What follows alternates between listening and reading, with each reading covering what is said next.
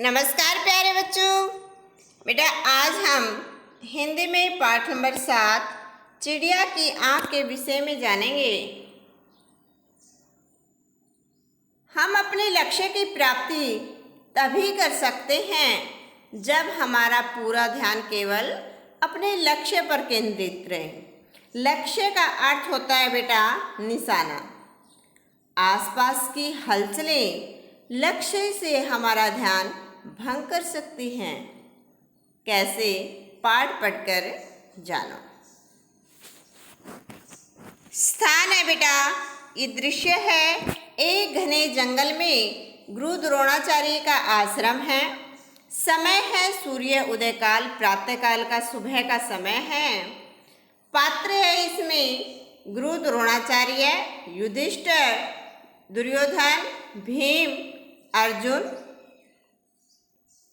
बहुत अच्छी कहानी है बेटा, ध्यान से सुने और समझें। ये हमें अपने लक्ष्य पर ध्यान लगाने के लिए प्रेरित कर रही है ये कहानी, कि हमें किस प्रकार बचपन से ही जीवन में लक्ष्य निश्चित करने के लिए उत्साहित रहना चाहिए। हमें हमेशा अपने लक्ष्य की प्राप्ति के लिए शुरू से पूरी लगन मेहनत से कार्य करना चाहिए।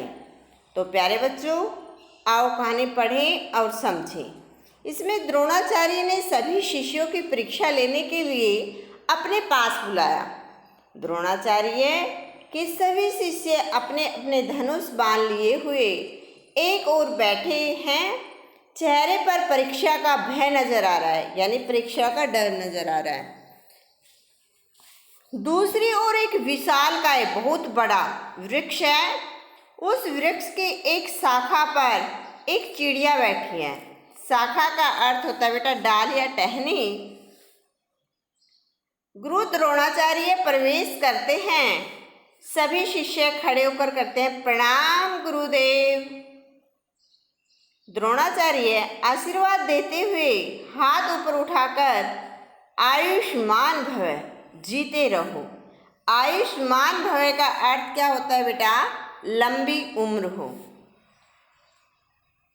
जीते रहो। हे राजकुमारों, आज तुम्हारी परीक्षा है। मुझे विश्वास है तुम सब पूरी तैयारी के साथ आए होंगे। सभी शिष्य एक स्वर में बोलते हैं, जी हाँ गुरुदेव, आप आदेश दे कि हमें क्या करना है। हम सब परीक्षा देने के लिए तैयार हैं। द्रोणाचार्य वृक्ष की ओर इशारा करते हुए कहते हैं, उस वृक्ष की ओर ध्यान से देखो। वृक्ष पर एक चिड़िया बैठी है। वह चिड़िया मिट्टी से बनाई गई है।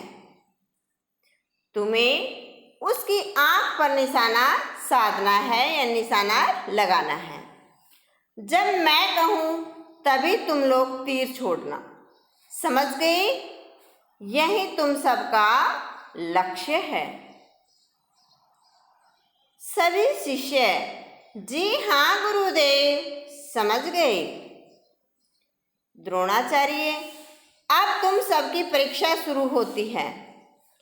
मैं एक एक करके तुम सभी को इस परीक्षा के लिए बुलाऊंगा। बाण चलाने से पहले मैं प्रत्येक शिष्य से कुछ प्रश्न पूछना चाहता हूँ। सही उत्तर देने वाले को ही लक्ष्य भेजने की आज्ञा दूंगा। यानी कि जो मेरे प्रश्नों का सही उत्तर देगा वो ही निशाना लगाएगा। ठीक है? सभी शिष्य जी गुरुदेव। द्रोणाचार्य, राजकुमार युधिष्ठिर, पहले तुम आओ।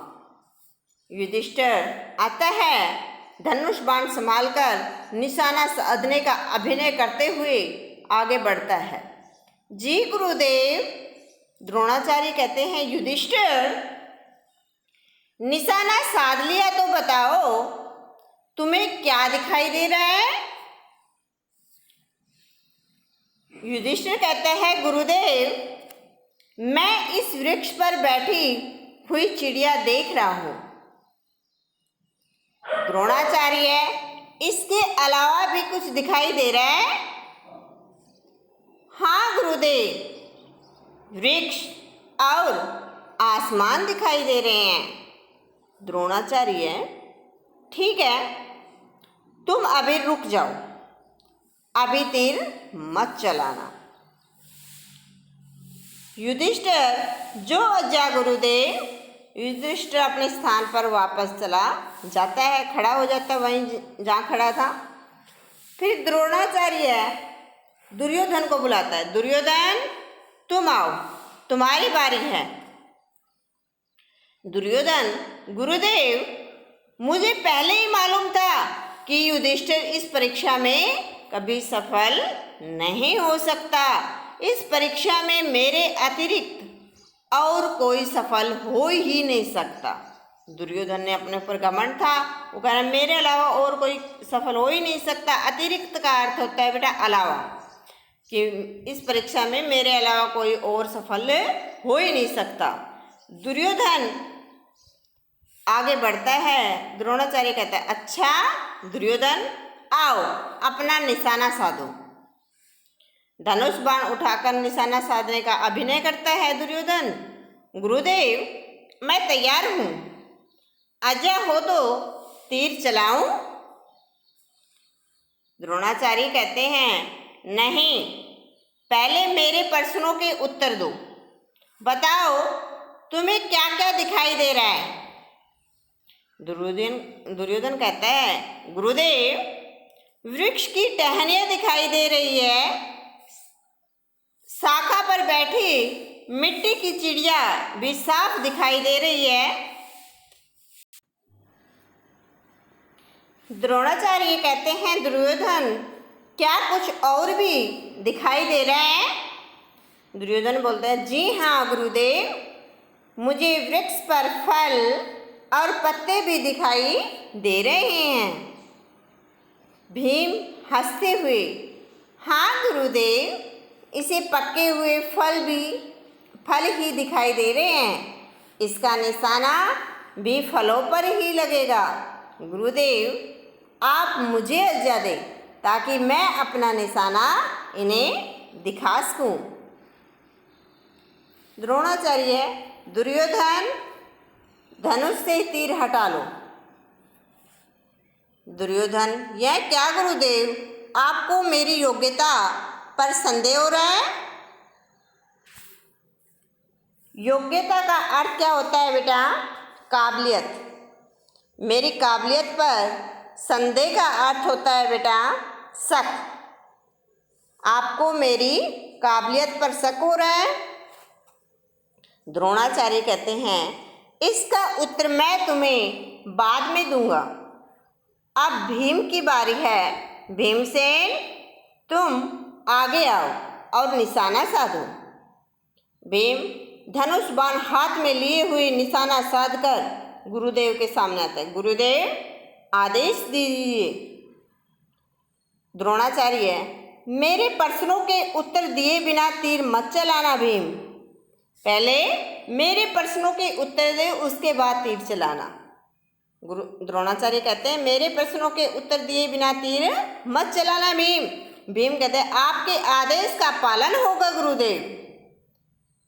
द्रोणाचार्य, ठीक है भीम, तुम्हें इस समय क्या क्या दिखाई दे रहा है? कोई प्रश्न भीम से करते हैं तुम्हें इस समय क्या क्या दिखाई दे रहा है? गुरुदेव विशालकाय वृक्ष। विशालकाय का अर्थ क्या होता है? बड़े आकार वाला। वृक्ष पेड़, वृक्ष की शाखा, वृक्ष पर बैठी हुई चिड़िया, चिड़िया के साथ हरे भरे पत्ते, इसके साथ साथ आश्रम का भोजन कक्ष जहाँ अनेक प्रकार के स्वादिष्ट व्यंजन रखे हैं। स्वादिष्ट व्यंजन, स्वादिष्ट का अर्थ होता है स्वाद से भरपूर व्यंजन, पकवान या भोजन रखे हैं। गुरुदेव शीघ्र आदेश करें, मुझे बहुत भूख लगी है। द्रोणाचार्य, भीम अभी ठहरो, तीर धनुष से हटा लो, नहीं तो तुम्हारा तीर भोजन कक्ष को लक्ष्य बना लेगा। सभी शिष्यों को, जो वहाँ पर खड़े थे सभी शिष्यों की हंसी गूंजने लगी। बात सुनकर सभी शिष्य हंसने लगते हैं, उनकी हंसी की आवाज़ गूंजने लगती है वहाँ पर। भीम, क्षमा कीजिए गुरुदेव, मेरी योग्यता पर संदेह मत कीजिए। संदेह का अर्थ बताया था ना बेटा, संदेश, शक। संदेह का अर्थ क्या बताया? शक। अब मेरी योग्यता पर शक मत कीजिए।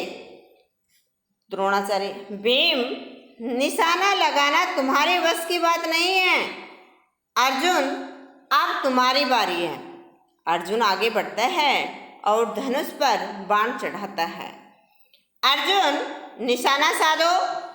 क्या तुम्हें यह वृक्ष, शाखा और शाखा पर बैठी हुई चिड़िया दिखाई दे रही है? क्षमा करें महाराज, क्षमा करें गुरुदेव, मुझे सिर्फ चिड़िया की आंख दिखाई दे रही है और कुछ भी नहीं। अर्जुन ने क्या कहा कि मुझे सिर्फ चिड़िया की आंख दिखाई दे रही है और कुछ भी नहीं। द्रोणाचार्य, अर्जुन सच कह रहे हो? हाँ गुरुदेव, आप तीर छोड़ने की आज्ञा दीजिए। अर्जुन, तुम तीर छोड़ सकते हो। अर्जुन तीर चलाता है और तीर चिड़िया की आंख में लगता है।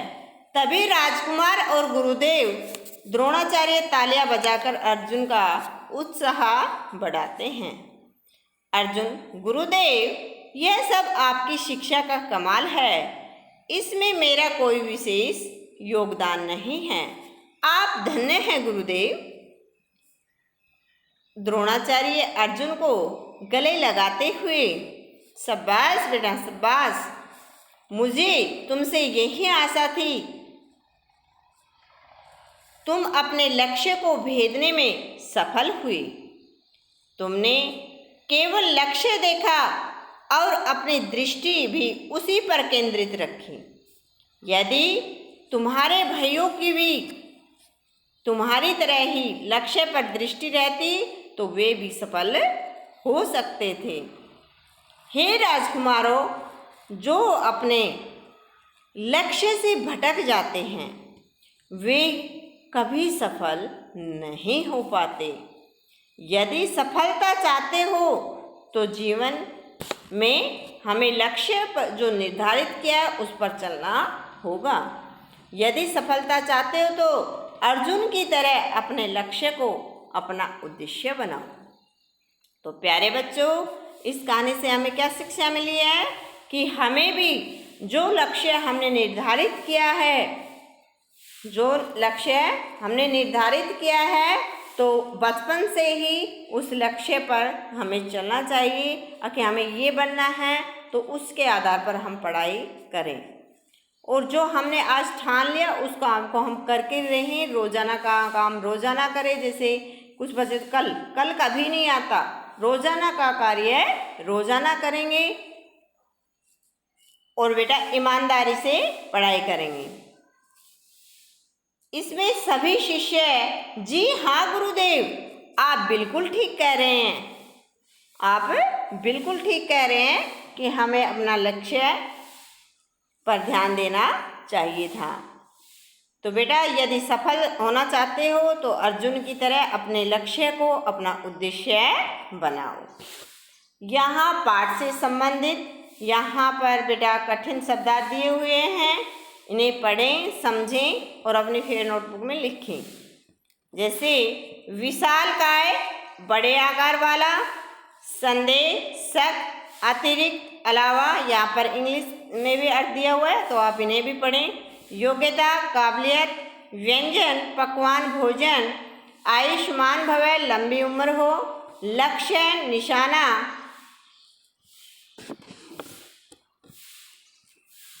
शाखा, डाल या टहनी, स्वादिष्ट, स्वाद से भरपूर।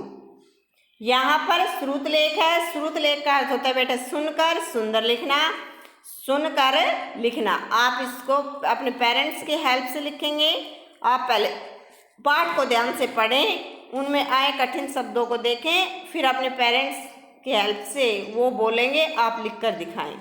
जैसे द्रोणाचार्य, आयुष्मान, व्यंजन, गुरुदेव, विशालकाय, स्वादिष्ट, दुर्योधन, उद्देश्य और शिष्य अतिरिक्त। ठीक है बेटा, उम्मीद करती हूँ अच्छे से पाठ समझ में आ गया होगा। ये बहुत अच्छी कहानी थी, शिक्षाप्रद कहानी थी बेटा। धन्यवाद।